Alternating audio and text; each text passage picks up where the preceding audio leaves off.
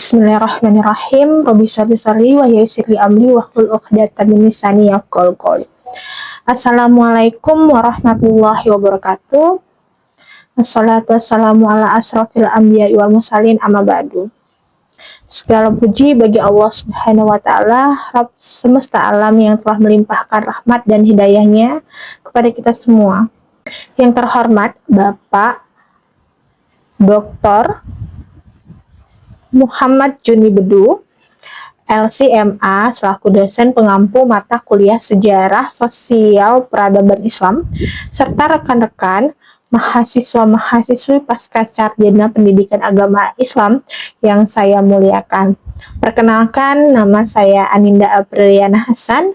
Saya merupakan mahasiswa pasca sarjana pendidikan agama Islam. Pada kesempatan kali ini, terkait tugas UAS, saya akan mempresentasikan terkait salah satu episode terpenting dalam sejarah peradaban Islam, yaitu kekhalifahan Turki Utsmani hingga berakhirnya kekhalifahan tersebut di tangga Mustafa Kemal, renggang waktu 1300 hingga 1922 Masehi. Mengapa kita perlu mempelajari sejarah Utsmani? Daulah Utsmaniyah adalah kekhalifahan Islam terpanjang dan terluas setelah Abbasiyah. Berkuasa setelah lebih dari 6 abad. Mereka bukan hanya penguasa teritorial, tetapi juga pelopor dalam arsitektur militer, ilmu pengetahuan, dan seni. Kekuatan mereka begitu dominan hingga mampu menandingi kekuatan Eropa selama berabad-abad. Perjalanan mereka dari sebuah beylik kecil di Anatolia hingga menjadi adidaya dunia adalah sebuah keajaiban dalam sejarah.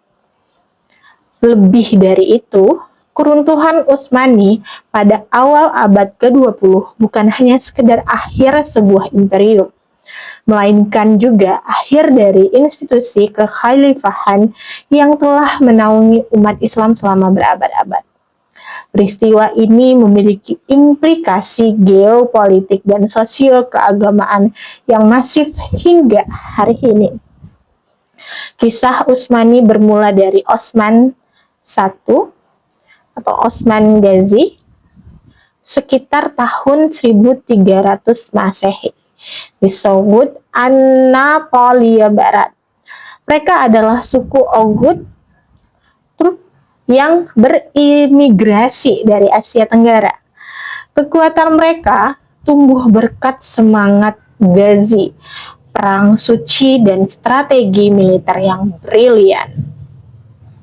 Ekspansi besar dimulai oleh penerus Osman, seperti Orhan Ghazi yang menaklukkan Bursa atau menjadi ibu kota awal, di Murad I yang memperkenalkan pasukan elit Janissary. Puncak ekspansi awal adalah penaklukan Konstantinopel pada tahun 1453 Masehi oleh Sultan Mehmed II yang bergelar Al-Fatih atau Sang Penakluk. Penaklukan ini adalah realisasi nubuat Nabi Muhammad SAW, sekaligus simbol keagungan Islam. Allah Subhanahu wa taala berfirman dalam surat Al-Fat ayat 1.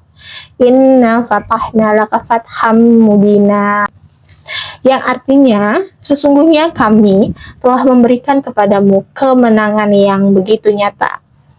Ayat ini sering diinterpretasikan sebagai janji kemenangan besar yang Allah berikan kepada kaum mukminin, dan penaklukan Konstantinopel adalah salah satu manifestasinya. Ini menunjukkan bagaimana nilai-nilai spiritual dan cita-cita keagamaan menjadi pendorong utama bagi ekspansi Utsmani. Masa keemasan Utsmani mencapai puncaknya di bawah kepemimpinan Sultan Sulaiman I yang dikenal sebagai Sulaiman Al-Qauni atau Sang Pemberi Hukum. Di barat atau Sulaiman Agung. Beliau berkuasa dari 1520 hingga 1566 Masehi. Pada masa Sulaiman, Utsmani mencapai puncak wilayah terluasnya, membentang dari Hungaria di Eropa, Timur Tengah, sebagian Afrika Utara, hingga semenanjung Arab. Bukan hanya itu, beliau juga dikenal sebagai pembaharu hukum atau kanon yang membawa keadilan dan kemakmuran. Arsitektur berkembang pesat dengan karya-karya Mimar Sinan. Pendidikan maju dan administrasi tertata rapi. Masa ini adalah bukti bahwa kekuasaan Islam dapat membawa peradaban yang cemerlang. Kejayaan ini juga mencerminkan perintah Allah Subhanahu wa Ta'ala untuk berlaku adil dan berbuat kebajikan. Allah Subhanahu wa Ta'ala berfirman dalam surat An-Nahl ayat 90. Innallaha ya'muru bil adli wal ihsani wa ita'i dzil qurba wa yanha wa 'anil fahsya wal munkar wal baghi ya'idzukum la'allakum tadzakkarun, yang artinya sesungguhnya Allah menyuruh kamu berlaku adil dan berbuat kebajikan, memberi kepada kaum kerabat, dan Allah melarang dari perbuatan keji, kemungkaran, dan permusuhan. Dia memberi pengajaran kepadamu agar kamu dapat mengambil pelajaran. Ayat ini menjadi fondasi moral kepemimpinan Islam, dan Sultan Sulaiman berusaha mengaplikasikannya dalam tata kelola kerajaan hingga menciptakan stabilitas dan kemakmuran yang sangat luas. Sayangnya, setelah era Sulaiman, Utsmani mulai memasuki fase kemunduran yang sangat panjang. Ini bukan keruntuhan mendadak, melainkan proses yang kompleks akibat beberapa faktor internal maupun beberapa faktor eksternal. Di antaranya, faktor internal yang pertama, kemerosotan sultan dan birokrasi. Sistem suksesi yang berubah dari meritokrasi menjadi penahanan pangeran di Sangkar menghasilkan sultan-sultan yang kurang cakap, korupsi, dan inefisiensi birokrasi mulai merajalela. Yang kedua, kemunduran militer. Meskipun Janissary awalnya kuat, mereka menjadi kekuatan politik yang konservatif, menolak inovasi militer. Teknologi militer Utsmani tertinggal dibandingkan Eropa. Yang ketiga, stagnasi ilmiah. Setelah periode keemasan, semangat ijtihad dan inovasi ilmiah sangat menurun. Umat Islam Utsmani kurang proaktif dalam mengadopsi kemajuan ilmu pengetahuan dari Barat. Yang keempat, masalah ekonomi. Jalur perdagangan bergeser. Setelah penemuan Amerika, inflasi dan defisit keuangan akibat perang yang panjang.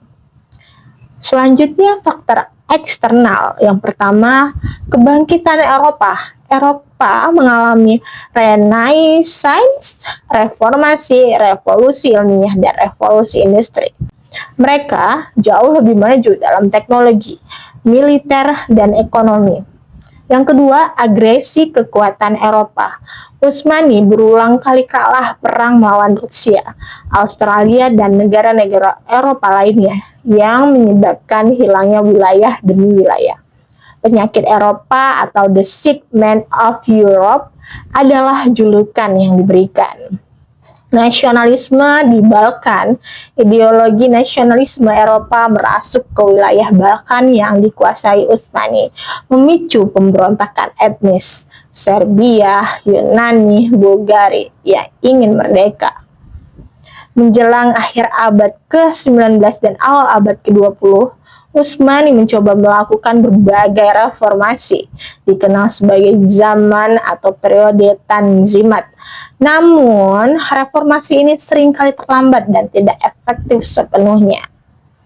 Perang Dunia Pertama pada tahun 1914 sampai 1918 Masehi menjadi pukulan telak. Utsmani bersekutu dengan blok sentral seperti Jerman, Australia, Hungaria, dan kalah. Kekaisaran ini diduduki sekutu dan wilayahnya dibagi-bagi. Di tengah kekacauan ini muncullah seorang tokoh militer bernama Mustafa Kemal. Mustafa Kemal memimpin gerakan perlawanan nasionalis Turki melawan pendudukan sekutu dan pemberitahuan sultan yang dianggap kolaboratif. Ia berhasil mengusir pasukan asing dan pada tahun 1922 Masehi secara resmi menghapus Kesultanan Utsmani. Ini adalah momen krusial yang menandai berakhirnya dinasti yang berkuasa selama 600 tahun. Pada tahun 1923, ia memproklamasikan Republik Turki dan memindahkan ibu kota ke Ankara. Mustafa Kemal kemudian dikenal sebagai Ataturk atau Bapak Bangsa Turki. Ia menerapkan reformasi radikal untuk memodernisasikan Turki menjadi sekuler ala Barat. Yang pertama yang ia lakukan adalah penghapusan kekhalifahan pada tahun 1924 Masehi yang mengakhiri institusi sentral umat Islam. Selanjutnya pemisahan agama dari negara. Lalu penggantian huruf Arab ke huruf Latin. Lalu larangan pakaian tradisional tertentu dan promosikan pakaian-pakaian barat. Kemudian pemberian hak pilih bagi perempuan. Berakhirnya Utsmani dan naiknya Mustafa Kemal memiliki dampak yang sangat besar baik bagi Turki maupun dalam dunia Islam. Bagi Turki, lahirnya negara Republik Turki yang modern dan sekuler memutuskan ikatan dengan warisan kekhalifahan Islam. Bagi dunia Islam, kehilangan institusi kekhalifahan menciptakan kekosongan kepemimpinan spiritual dan politik yang dirasakan hingga kini.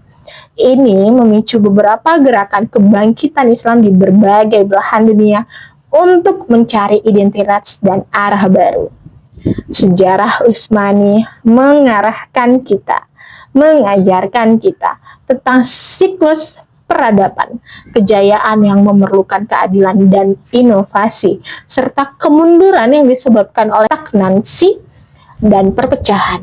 Kebangkitan dari kemunduran seringkali datang dari upaya reformasi dan semangat perlawanan, meskipun terkadang dengan konsekuensi yang tak terduga, seperti sekularisasi.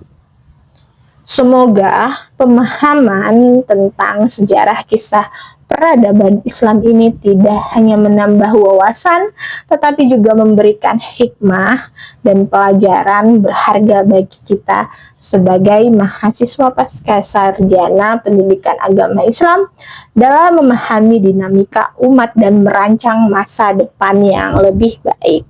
Terima kasih. Saya akhiri. Wassalamualaikum warahmatullahi wabarakatuh. Lebih dan kurangnya saya mohon dimaafkan.